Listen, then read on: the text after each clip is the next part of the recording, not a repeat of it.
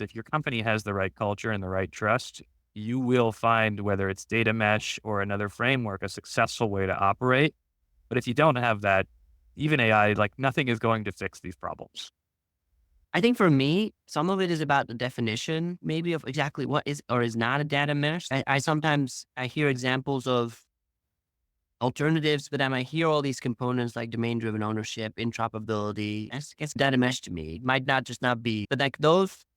If we talk about data mesh in a slightly looser interpretation, again about domain-driven software engineering, domain-driven governance, like having the most strategic data be discoverable across your organization and accessible, subject to a set of standards and enablers, then yeah, I think that is the dominant way that especially larger and more complex organizations, you will have to adopt something like that.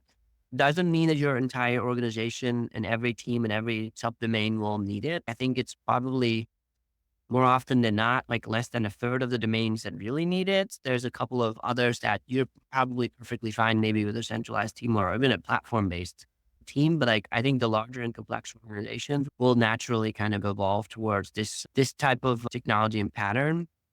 My hope is that what will change is how some of the tooling that we have is going to make that a little bit easier still.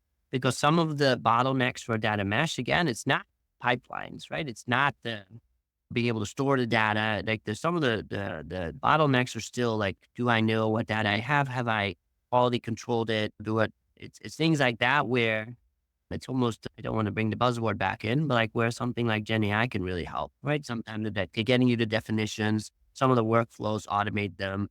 I just hope that will make this easier and more attainable also for companies that don't have 10, 20, $30 million budgets to try out how it could work.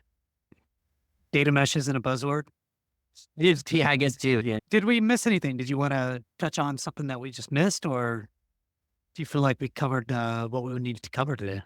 But yeah, I'm curious what people's responses would be and if they feel that it was helpful, if there's like particular practical. Michael, you raised a couple of them from your examples, but I'm curious if there's any others. But no, I think from my perspective, this is the kind of the some of the key trends and some at least the things that keep me passionate about this.